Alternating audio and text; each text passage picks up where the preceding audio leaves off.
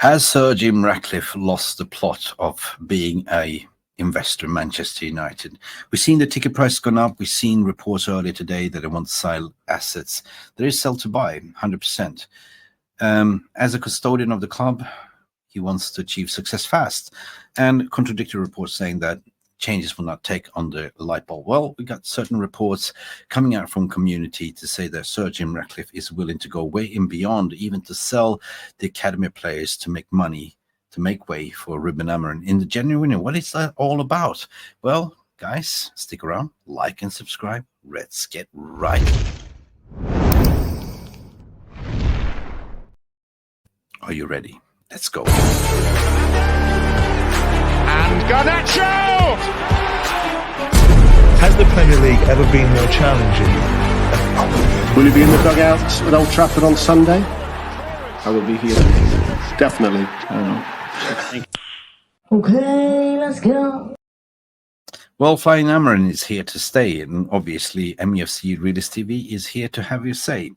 Everything around Manchester United, what's going on behind the scenes, what we hear, we are our duty as a community to report anyway. We are not the news, we are just reporting what we hear and say. And of course, we all seen that the sacking of Dan Ashworth didn't really make sense.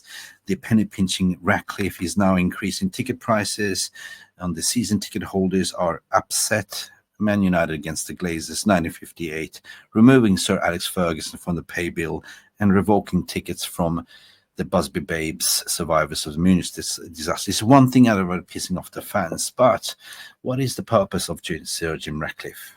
Does he want to achieve success fast? Well, he probably realized that being an investor, taking over 18 years of Glazers ownership, is a harder job than he thought he would be. He said he wanted to take Manchester back to the top, but in doing so, you need to look at the overall finances. I want to add this to the stage, people, coming from Transfers MUFC, which is a really good friend of ours on the channel, saying that Ratcliffe has told his hierarchy, apparently, to look after the youth setup. To look at the youth setup. If they are good enough, integrate them quickly as possible into the squad. If not, sell them in order to help with the PSR rules, the financial, profit stability rules, in order to move forward. Now, does this sound a little bit weird? Of course, we are now brewing a brilliant academy. We have bundles of talents coming up, but little time to integrate them. You see, with Ten Hag, we got the Ruben Amorim 3/4 into the season.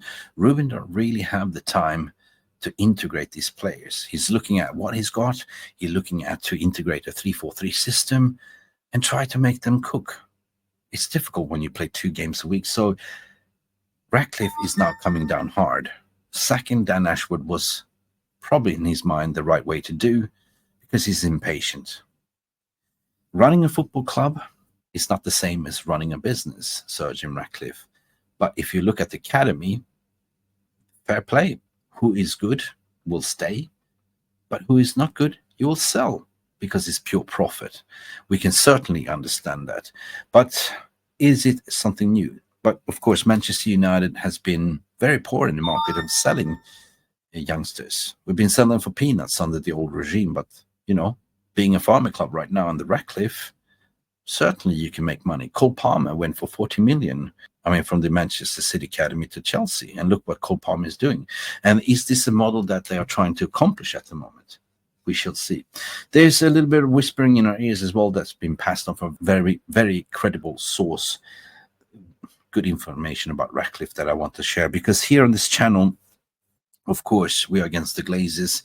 We have to be scrutinized against the new regime as well, based on the sacking of Erik ten Hag and recently Dan Ashworth. What is the direction?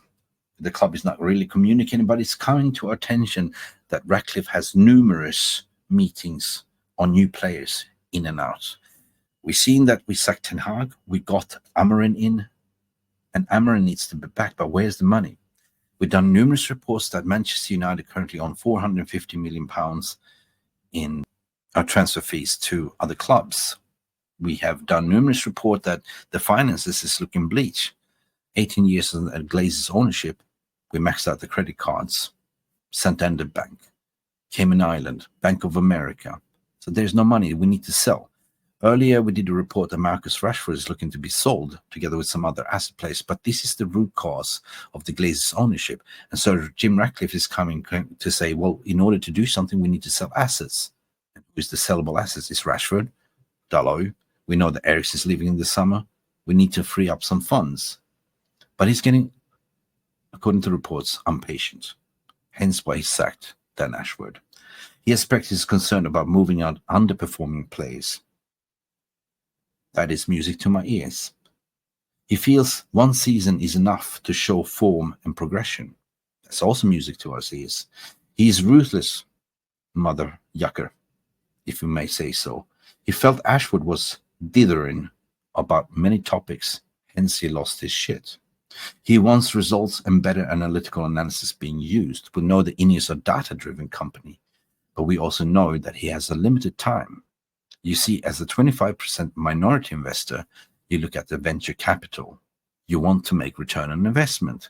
This is the only way he can do. Hence, why we're seeing the, ticket price hike up, £66 without no concession. What happened to the stadium? Well, that needs to be funded as well. Well, according to what's going to happen in terms of Wilcox, he's probably going to step up. Wilcox was very favorable. He's the technical director. But you look at Omar Barada, you have Wilcox, you have the likes of Vivell, Omar Barada as well. I don't think they're going to appoint a replacement for Dan Ashworth as sporting director. You have multiple people that can run the job. And if you sack one mouthpiece, that's a headcount less and a couple of millions saved. So you can see the red thread that they are trying to squeeze every single penny by even cancelling the Christmas dinner and even slashing down 250 staff members as Carrington and Mayfair. Tells you everything you need to know where Jim Ratcliffe wants to go. Ratcliffe has told his guys, according to the report, that he wants improvements in team for January. He wants to spend. There's no time to waste. The window of opportunity is here. They sacked Ten Hag immediately after the sacking. Omar Barada was told to go in and convinced to get Amorim in, and they got the man. So obviously, where's the money coming from? Sir Jim Ratcliffe can pump in a certain amount of money into it, but there's PSR rules, there is FFP. And in order to get a good January window, you got to sell players. Hence why there was some reports about Marcus Rashford potentially being sold and Diego Dalot and many other players. But we're talking about a ruthless businessman that runs this footballing operation like it's a petrochemical company, not caring really about the fans. By increasing the ticket price, shows his hand that he's all in for the money, not about the fan experience.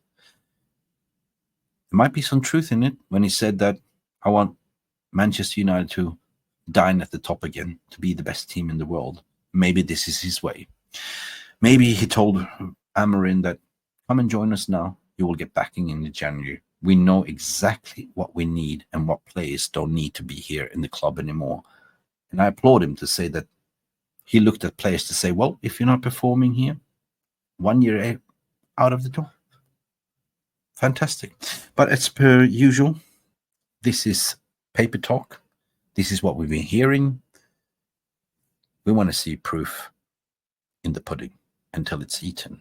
And so far, Glazers is still here. So far, Ineos has been shown that are ruthless, getting rid of the manager and the sporting director, and also been showing that they don't care about match-going fans, increasing the ticket prices. Ladies and gentlemen, this has been Mick Ruby from Mufc Realist TV. Let me know your thoughts and feelings into the non-live comment section. Let's have a discussion. Until then, like and subscribe. Please give us a thumbs up, and we shall see you to the next one. Glory, glory, Manchester United. You know what? We see what will happen. Okay? But until then, we will watch Ineos, what they do closer. Bye for now. Thank you so much for stopping by and watching MUFC Realist TV. Don't forget to like and subscribe and follow us on the socials.